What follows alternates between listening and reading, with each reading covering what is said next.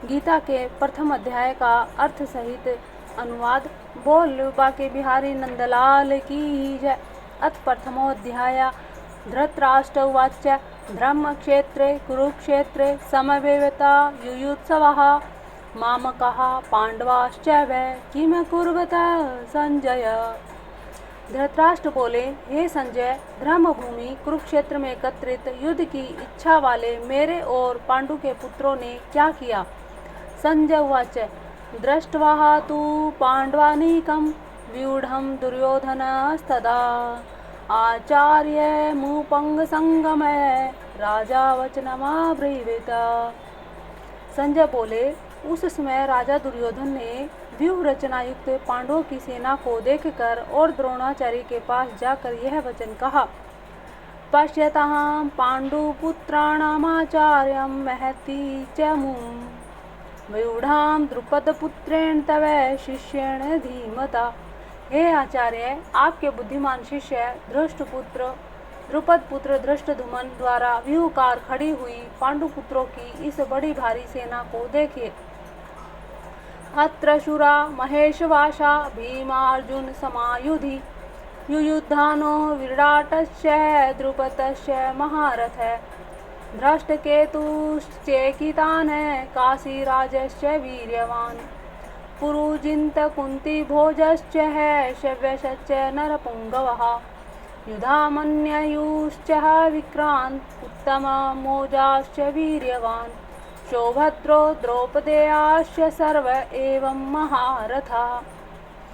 इस सेना में बड़े बड़े धनुष वाले तथा युद्ध में भीम और अर्जुन के समान शूरवीर सात्यकी और विराट तथा महारथी राजा द्रुपद, धृष्टकेतु और चेकितान तथा बलवान काशीराज, पुरुजित, कुंती भोज और मनुष्यों में श्रेष्ठ शैव्य पराक्रमी युधामन्यु तथा बलवान उत्तम मौजा, सुभद्रा पुत्र अभिमन्यु एवं द्रौपदी के पांचों पुत्र, ये सभी महारथी हैं।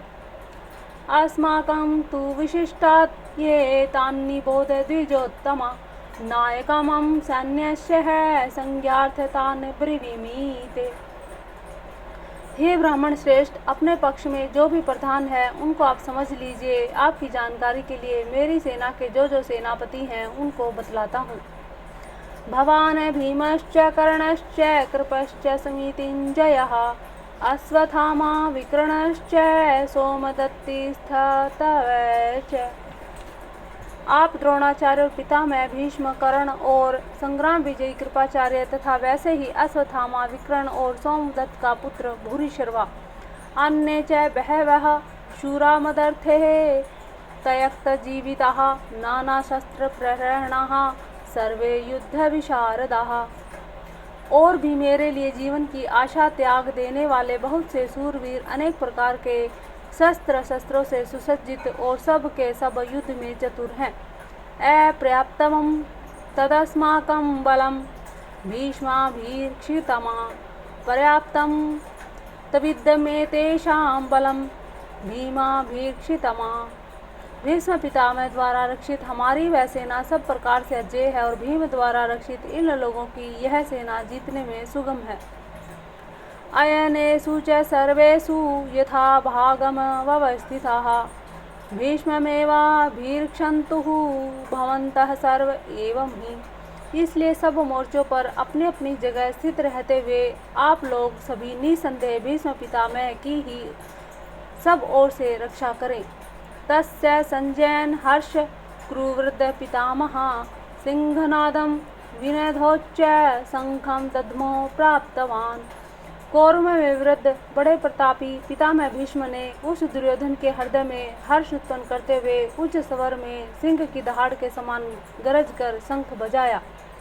ततः शंखाश्च भैरश्च पणवानक गोमुखाः सहसैवाभयहन्यन्तः सह शब्दस्तुतु मूलो अभवतः।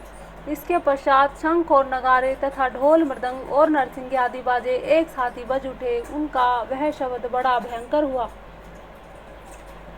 ततः सवेतः हर्ययुक्ते महति सयन्दने स्थितो माधव पाण्डवश्चैव दिव्यो शंखो प्रदद्धमतुः।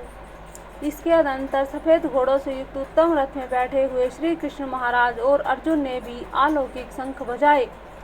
पांचजन्यम ऋषिकेशो देवदत्तम धनंजय पौंड्रदधम्मो महाशंखम भीमकर्मावृकोद्रः।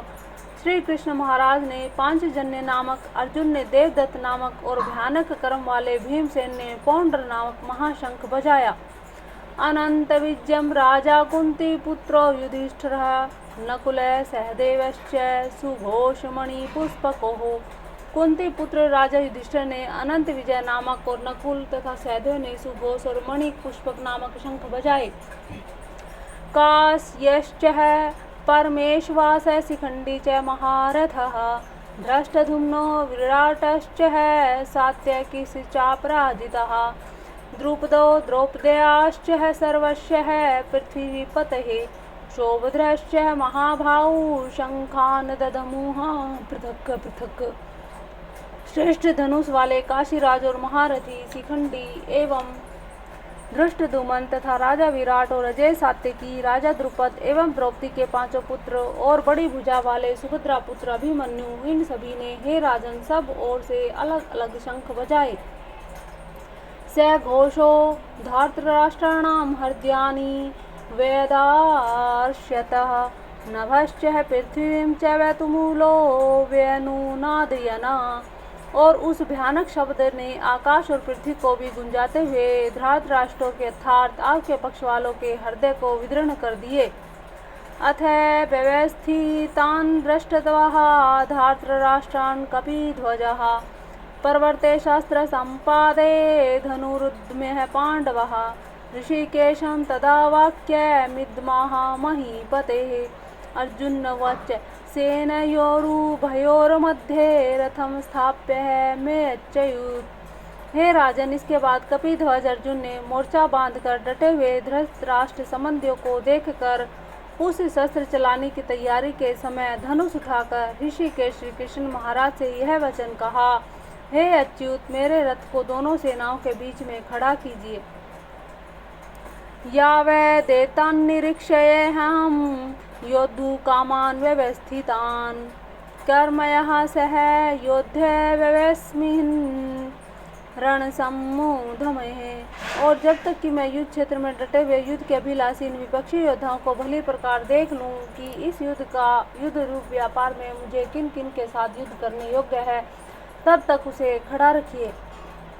योतिषे मानान्वेक्षयहं यः एत्यत्र समागतः धृतराष्ट्रस्य द्रुबुद्धेर्युद्धे प्रियचिकीर्षवः।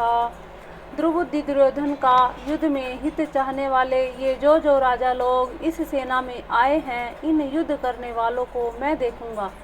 संजय उवाच एवमुक्तो ऋषिकेशो गुडाकेशेन भारत सेनयोरुभयोर्मध्ये स्थापयित्वा रथोत्तमम् भीष्मद्रोण प्रमुक्तः सर्वेषां च महीक्षिताम् वाच पार्थ पश्यतान् समवेतान् कुरुनिति। संजय बोले, हे धृतराष्ट्र, अर्जुन द्वारा इस प्रकार कहे हुए महाराज श्री कृष्णचंद्र ने दोनों सेनाओं के बीच में भीष्म और द्रोणाचार्य के सामने तथा संपूर्ण राजाओं के सामने उत्तम रथ को खड़ा करके इस प्रकार कहा कि हे पार्थ, युद्ध के लिए जुटे हुए इन कौरवों को देख। तत्र पश्यन्ति स्थितान् पार्थ पितरनथ पितामहान् आचार्यन् मातुलाभभ्रान्तान् पुत्रान् पौत्रान् सखीं सतथा स्वशुरान् सुहृदश्च वै सेनयोरुभयोरपि। इसके बाद पृथापुत्र अर्जुन ने उन दोनों ही सेनाओं में स्थित ताऊ चाचों को, दादा परदातों को, गुरुओं को, मामाओं को, भाइयों को, पुत्रों को, पौत्रों को, मित्रों को, ससुरों को और सुहृदों को भी देखा। तान समीक्ष्यं स कौन्तेय सर्वान् बन्धून् व्यवस्थितान् कृपया पर्याविष्टो विषीदन्निदमब्रवीता। उन उपस्थित संपूर्ण बंधुओं को देखकर वे कुंती पुत्र अर्जुन अत्यंत करुणा से युक्त होकर शोक करते हुए ये वचन बोले। अर्जुन उवाच द्रष्टव्येमं स्वजनं कृष्णं युयुत्सवं समुपस्थितं सीदन्ति मम गत्राणि मुखं च परिशुष्यति वेपुथुश्च शरीरे में रोमहर्षश्च जायते। अर्जुन बोले, हे कृष्ण, युद्ध क्षेत्र में डटे हुए युद्ध के अभिलाषी इन स्वजन समुदाय को देखकर मेरे अंग स्थिर हुए जा रहे हैं और मुख सूखा जा रहा है तथा मेरे शरीर में कंपन एवं रोमांच हो रहा है। गांडीव संसृतेः हस्तात्वकः चैव परिदहतेः न च शक्नोम्य व्यवस्थान्तुं भ्रमातीव च मे मनः। हाथ में गांडीव धनुष गिर रहा है, त्वचा भी बहुत जल रही है तथा मेरा मन भ्रमित हो रहा है, इसलिए मैं खड़ा रहने में भी समर्थ नहीं हूँ। निमित्तानि च पश्यामि विपरीतानि केशव न च श्रेयो अनुपश्यामि हत्वा स्वजनमाहवे। हे केशव, मैं लक्षणों को भी विपरीत ही देख रहा हूँ तथा युद्ध में स्वजन समुदाय को मारकर कल्याण भी नहीं देखता। न कांक्षे विजयं कृष्ण न च राज्यं सुखानि च किं नो राज्यं गोविंद किम भोगर्जीवितेन वा। हे कृष्ण, मैं न तो विजय चाहता हूँ न राज्य न सुखों को ही। हे गोविंद, मेरे ऐसे राज्य का क्या प्रयोजन है अथवा ऐसे भोगों से और जीवन से भी क्या लाभ है। येषामर्थे कांक्षितं नो राज्यं भोगः सुखानि च त इमेव स्थितां युद्धे प्राणाः त्यक्त्वा धनानि च। हमें जिनके लिए राजा भोग और सुख आदि अभिष्ट है, वे ही ये धन और जीवन की आशा को त्याग कर युद्ध में खड़े हैं। आचार्याः पितरः पुत्राः तथैव च पितामहाः मातुलः श्वशुरः पौत्राशालाः संबंधिनस्तथा। गुरुजन, ताऊ, चाचे, लड़के और इसी प्रकार दादे मामे, ससुर, पौत्र, साले और भी संबंधी लोग हैं।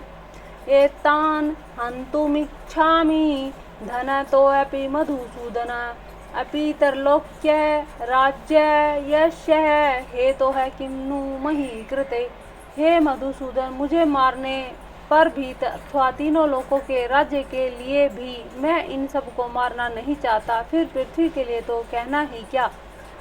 निहत्य धार्तराष्ट्रान्नः का प्रीति से जनार्दनः पापमेवाश्रयेदस्मान् हत्वः तानाततायिन।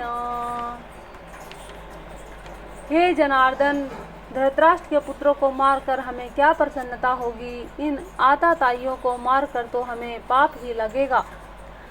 तस्मान्नाहार्यः वयं हन्तुं धार्तराष्ट्रान् स्वबान्धवान् स्वजनं ही कथं हत्वा सुखीनं श्यामं माधवः। हे माधव, अपने ही बांधव धृतराष्ट्र के पुत्रों को मारने के लिए हम योग्य नहीं हैं, क्योंकि हमें अपने ही कुटुंब को मारकर हम कैसे सुखी होंगे। यद्यपेते न पश्यन्ति लोभोपहत चेतसः कुलक्षय कृतं दोषं मित्रद्रोहे च पातकम् कथनं च ज्ञेयमस्माभिः पापादस्मान्निवर्तितुं कुलक्षय कृतं दोषं प्रपश्यद्भिर्जनार्दनः। यद्यपि लोभ में भ्रष्ट चित्र हुए ये लोग कुल के नाश से उत्पन्न दोष को और मित्रों से विरोध करने में पाप को नहीं देखते, तो भी हे जनार्दन, कुल के नाश से उत्पन्न दोष को जानने वाले हम लोगों को इस पाप से हटने के लिए क्यों नहीं विचार करना चाहिए। कुलक्षये प्रणश्यन्ति कुलधर्मः सनातनः धर्मे नष्टे कुलं कृतसनं धर्मे अभिभवत्युत। कुल के नाश से सनातन कुल धर्म नष्ट हो जाते हैं। धर्म के नाश हो जाने पर संपूर्ण कुल में पाप भी बहुत फैल जाता है। अधर्माभिभवात् कृष्ण है प्रदुष्यन्ति कुल स्त्रियः स्त्रीषु दृष्टासु वाषणे जायते वर्णशंकरः। हे कृष्ण, पाप के अधिक बढ़ जाने से कुल की स्त्री अत्यंत दूषित हो जाती हैं और हे वाषणे है, स्त्रियों के दूषित हो जाने पर वर्णशंकर उत्पन्न होता है। संक्रोनर्कायवः कुलधनानां कुलस्य च पतन्ति पित्रो हृषा लुप्तपिण्डोदक्रियः। वर्णशंकर कुलाधिपतियों को और कुल को नरक में ले जाने के लिए होता है। लुप्त हुई पिंड और जल की क्रिया वाले अर्थात श्राद्ध और तर्पण से वंचित इनके पितर लोग भी अधोगति को प्राप्त होते हैं। दोषरेतः कुलधनानां वर्णशंकरकारकः उत्साधन्ते जाति धर्मा कुलधर्माश्च शाश्वतः। इन वर्ण शंकर कारक दोषों से कुलाधिघातियों के सनातन कुल धर्म और जाति धर्म नष्ट हो जाते हैं। उत्तसन्न कुलधर्माणां मनुष्याणां जनार्दनः नरके नियतं वासो भवतीत्यनुशुशुर्मः। हे जनार्दन, जिनका कुल धर्म नष्ट हो गया है ऐसे मनुष्यों को अनिश्चित काल तक नरक में भोग होता है, ऐसा हम सुनते आए हैं। अहो बत महात्पापं क्रतु व्यवसितः वयं यद्राज्य सुखलोभेन हन्तुं स्वजनमुद्धतः। हाँ, शोक हम लोग बुद्धिमान होकर भी महान पाप करने के लिए तैयार हो गए हैं, जो राज्य और सुख के लोभ से स्वजनों को मारने के लिए उद्धत हो गए हैं। यदि मां प्रतीकारं शस्त्रहं शस्त्रपाणयः भ्रातृराष्ट्रः रणे हन्युसत्मन्वे क्षेमतरं भवेत्। यदि मुझ शस्त्र रहित एवं सामना न करने वाले को शस्त्र हाथ में लिए हुए धृतराष्ट्र के पुत्र रण में मार डालें तो वह मारना भी मेरे लिए अधिक कल्याण कारक होगा। संजय उवाच एवं मुक्त्वा अर्जुन संख्ये रथोपस्थ उपाविशतः विसृज्य शशरं चापं शोक संविघ्न मानसः। संजय बोले, रणभूमि शोक से उद्गिन मन वाले अर्जुन इस प्रकार कहकर बाण सहित धनुष को त्याग कर रथ के पिछले भाग में बैठ गए। ओम तत्सदिति श्रीमद्भगवद्गीतासु उपनिषत्सु ब्रह्म विद्यायां योगशास्त्रे श्रीकृष्ण अर्जुन संवादे अर्जुन विषाद योगो नाम प्रथमोऽध्याय। बोलिए बाकी बिहारी नंदलाल की जय।